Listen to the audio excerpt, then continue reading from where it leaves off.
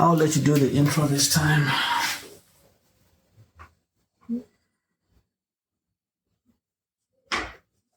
Okay, you can do the introductions. Welcome to the first ever live story video. Yep. Where me and my Bubba will read his poem and go over it. Yep. So. All right, so the title of the poem is Blue Roses, and I wrote this around the time of the Uvalde shooting, the school shooting, and it deals with my thoughts and emotions after that school shooting. So let's get into it. Okay. There's a new gardener in the rose garden. Maybe it's the old man himself. With all the mist in my eyes, I cannot tell.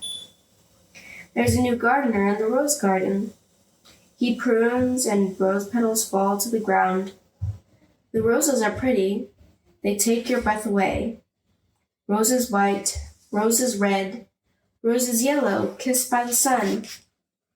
Roses every color beneath the big blue sky. Like wool from the sheep, he snips and he shears. Big scissors pruning the tiniest of petals. Every stem he cleans until all the earth is a bed of rose petals. And on every stem, only the thorns remain. Okay, so the beginning of this poem talks about there's a new gardener in the rose garden. So, two questions. Who's the gardener? And what's the rose garden?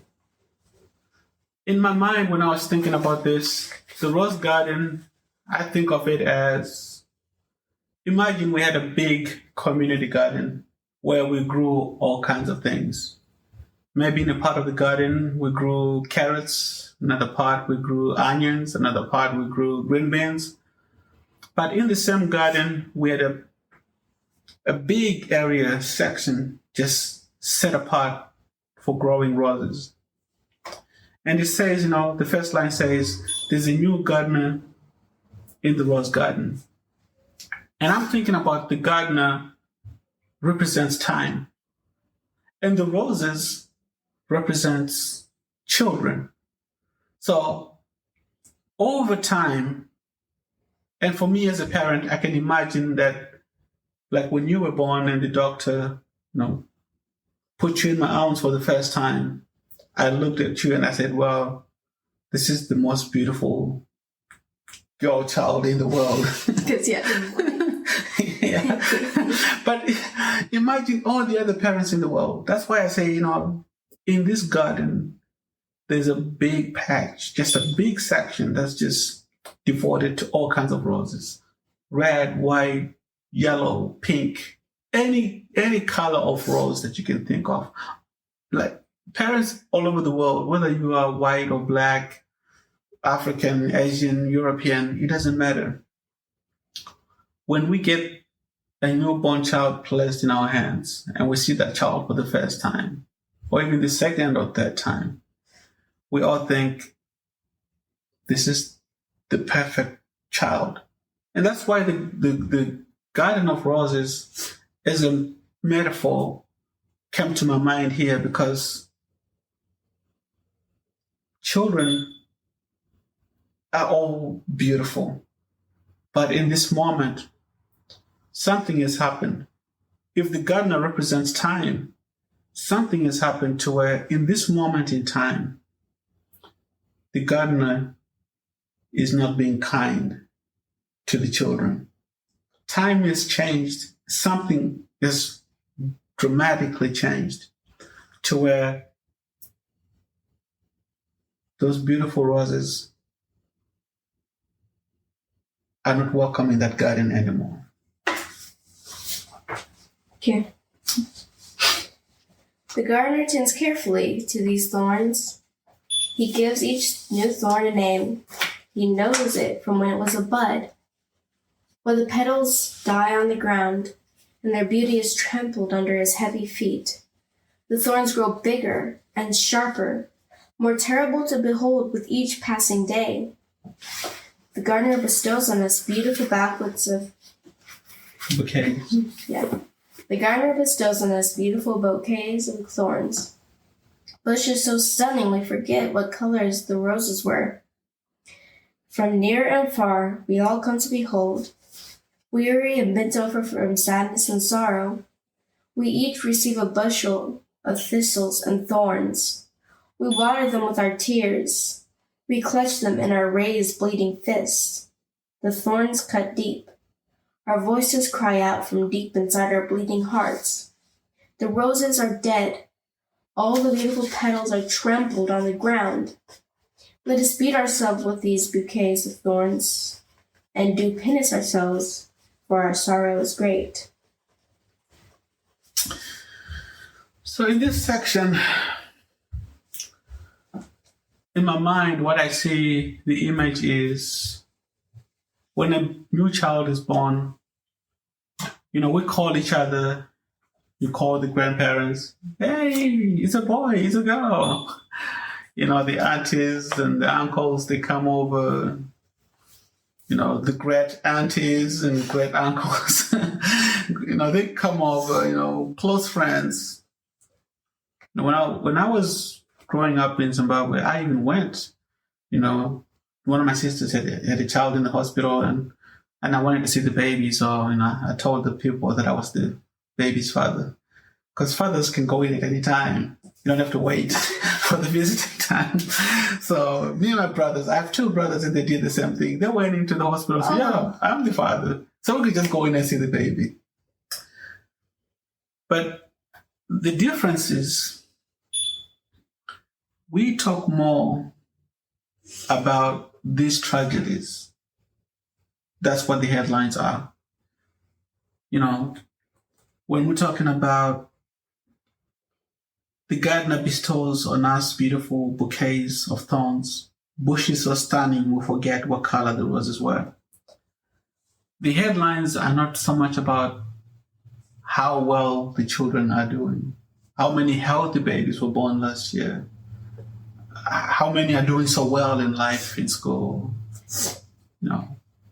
Individually, yes, we can celebrate those things. But as a community, if you turn on the TV, the story that you hear about children the most is about tragedy. It's so much sorrow related to children's stories than the good times related to the children's accomplishments. And there's an exclamation in there that says, the roses are dead. And I haven't done this, but I imagine if you Google stories that have to do with children year over year, most likely the stories that are going to show up first are the stories that have to do with the bad things that happen to children.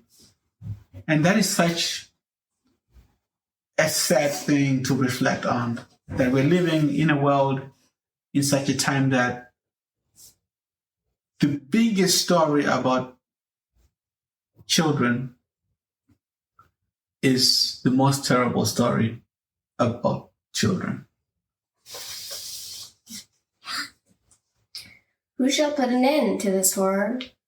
Where shall we go and hide our faces from the evil gardener? Roses grow not well in this garden. We must watch over them now, by day and by night. No one trusts the gardener anymore. He prunes and he smashes every petal from every rose. Yet every day his garden grows. I think he waters it with our pain and our sorrow, mixes it with the blood from our raised fists, and watches every day as our grief reaches to the heaven above. The gardener has shaped us a new misery. There is no shadow of hope in our hearts. We are defeated and we have left our senses behind. We feel nothing at last, and we can't even taste the air. With each rose he cuts down, the earth is run over with decay, bloodied petals floating in streams of tears. bloodied hands grasping and searching this river of pain. Have you seen the petals that match my beautiful rose? Everyone is searching and finding not. So, have you seen the petals that match my beautiful rose?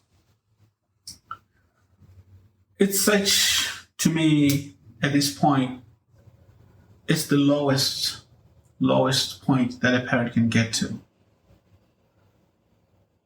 When you look at a situation whereby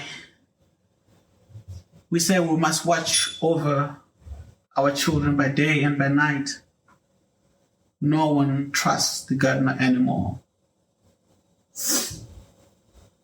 We've gotten to a point where myself, when I talk about the way I grew up, I used to play with my friends on the streets. I've told you guys the stories in some of our podcast episodes. And I talk about, we used to play soccer, and we could be gone until it was nighttime to come back home. And I know that I'm not the only one who says that. Generations before mine, they talk about the same things. Oh, kids, back in the day, all we needed was this stick and this whatever thing, and we could make a kite, and we could do all sorts of things. And the sad part is that it's true. You guys, we live in a safe neighborhood.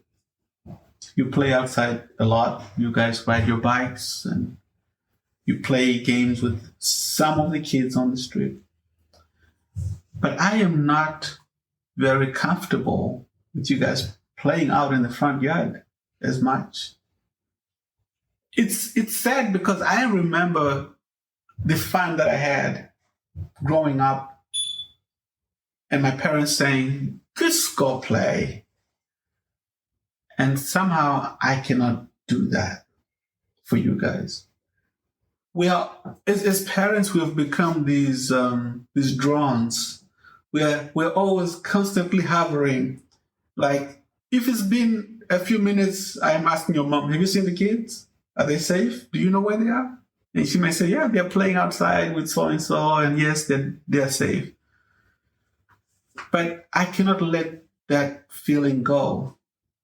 I'm constantly checking up because there's so much insecurity in the time that we're living in.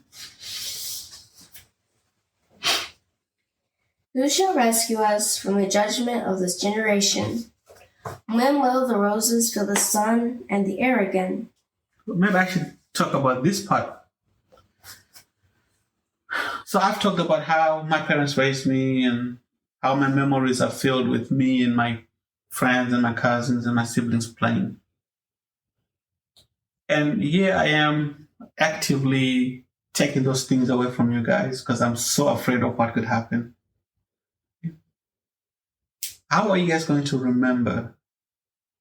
When you look back, are you guys going to feel protected? So who shall rescue us from the judgment of this generation? I feel like your generation and the children around your age group, as you get older, are you going to look back and feel protected by what we're doing? Or are you going to look back with condemnation and ask us why we didn't do a better job of creating a better environment for you guys to grow up? Is the gardener at fault for tending to this garden? From Columbine to Sandy Hook, from Stoneman Douglas to Uvalde, the gardener has broken us all. The gardener knows just what we long for: red, white, and yellow roses with the best silky soft petals. But blue roses are what the gardener wants to grow. Blue rose with big, sharp, thorny stems. The unlikely preferred blossom for this enlightened generation. Maybe I should talk about this as well. The gardener knows just what we long for. And I talked about how every parent, when they receive that child in their hands and hold that baby for the first time, they're like, "Oh, this is such a beautiful child." It doesn't matter what color the child is. But here, it's almost like but blue roses are what the gardener wants to grow. It's like the opposite. The color blue in my mind, I think we talked about it before. When people talk about the blues, like that music, the blues, it's not hip hop. It's not the most joyful and joyous. When people talk about feeling blue, they're not talking about, oh, I was on like the best time of my life. It's talking about sadness. What has happened? How can we explain the change in the time that we're living in to where the moment that should be the most joyous at the same time fills us with the biggest worries? You cannot just receive a child and be like, "Oh, I'm so happy, I have a new baby boy." Because you go home, if you have a TV or the internet, you turn that on, and the next thing you see is at this school, at this park, in this neighborhood, a child, something terrible happened. And that's kind of the thought here, that time has given us something that we don't want. The unlikely preferred blossom for this enlightened generation. And the enlightened generation, to me, is the twisted part. You would think that in the day and time we live in, we are so enlightened. We have so much technology, so much information, that everything should be better and safer. But unfortunately, it's almost the opposite. We are too busy to tend to our own gardens. No one sees the sunrise, and nobody knows the sunset. This the gardener knows all too well. In his garden, the sun neither sets nor rises. Broken hearts and hopeless spirits are its rising and falling. Yet this garden only grows. Tomorrow there will be more roses to prune, a lot more roses to sharpen, more wailing in the streets, more tears to water the earth. Again, it's just a sign of hopelessness. I don't see these things getting better. As we have more and more children, naturally, it's almost like the equation says you're guaranteed more and more tears, more blood. Like, we work so much harder to keep advancing ourselves, but we don't invest as much time in making sure that the lives of the children get better. But I alone have a secret that I might share, for I now know the mystery of this world, the key to good life. My heart has found something worth living for, a thing more precious than my own dear life. I have planted a garden of my own. It faces to the east, where hope rises with the morning sun, and rests in the west with the dusk when stars come out shining. I tend to my own garden, with a song for every bright and blossoming flower. I have named each rose in my garden. I shall not lay to waste any of their purpose. My rose garden is my sanctuary and the crown of my heritage. Bloom for me, bloom, beautiful rose of mine. Bloom before me, and the gardener shall not pluck you out from my strong and powerful hand. Drink in the sunrise, and strengthen your petals while I shield you with my love. Dance into the sunset, and make my heart proud with the sound of your merrymaking. Beautiful roses of my youth, beautiful roses so rare, a beautiful field of roses that covers my whole heart. So this is my closing to the poem. My heart has found something worth living for. I have found a secret that I might share, for I now know the mystery of this world, the key to a good life. Myself, and I think a lot of parents will agree, that you get to a point where living your life is not just about you. I know we have careers. When you're young, you think about, when I grow up, I'm going to be a doctor, an engineer, a teacher, whatever you want to be. Then you grow up and you start working on those things, and then you meet someone, you get married, and you have a family. And at some point, you have to decide, what is the purpose of my life now? And I think for me, the purpose is to make sure that I give my children, you guys, you and your brothers, the best chance at the life of your dreams. I have done everything I can for myself, with the help of my parents, obviously. I've received a good education. I've worked hard. I have a career that I enjoy. But all of that now must take a step back. So everything that I do should be about you. And I think, to me, it's not something that you can make other parents do. You cannot make other people do. But as a parent, what am I willing to do to make sure that time alone does not dictate? Like, I cannot blame time. I cannot blame, like, oh, it's just the days we live in. I should not be able to say that. I am responsible to a large degree for how your lives end up. So to me, that's like the secret. Am I willing to put my life on the line for you? The answer is yes.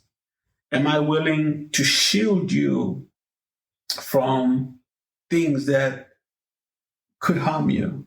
Like, if my love is the shield, but am I willing to put you guys ahead of some other interest?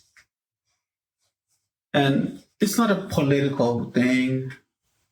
It's not a cultural thing. I think it's just, at some point, as a parent, I just have to ask, okay, what am I willing to do here? I cannot keep blaming society. I cannot keep blaming the world around me. But there has to be something that I am willing to do to consider your future, because I am already living my future, my dreams.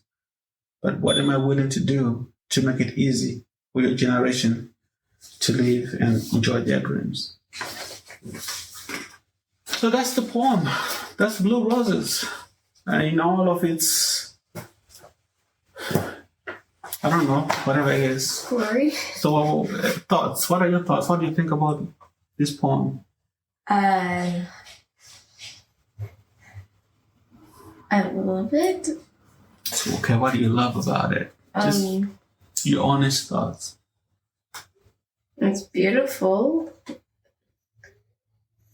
I guess I'd be able to explain what I think about it if I read it more and thought on it more. Mm-hmm. But there's nothing I don't like about it that I can think of. If I had not explained it to you and you just read it for yourself, what would you have thought about? Like, what do you think the message behind it was or is? Would you have come away with the same ideas that I just explained, or would you have come back thinking, I don't know where this garden of roses is? I probably wouldn't have done it well. I wouldn't have thought that was what it would mean. But I don't think I'd be completely close. I think I'd make up my own meaning to it, probably. Okay. Well, it's been fun doing this one with you. I think we should do more of these. Definitely. We can do some of the ones that you are writing and have written and put them out there for others to enjoy. Yeah. Awesome. Well, thanks for joining us on our very first poetry reading and discussion. This has been an episode of Life Story Podcast, No. poetry I don't edition. think we should call it a podcast poetry edition because it's a video, not a podcast. Well, I don't know. So what should we call it then? A video? The Life Story Video Podcast Poetry Edition. No podcast. It has a podcast. It's gonna be a podcast. So it's part of the podcast. Yeah, it's gonna be part of the podcast. Well, thanks for joining. Hope you enjoyed. We'll see you on the next one. Adios. What? Adios. All right, so.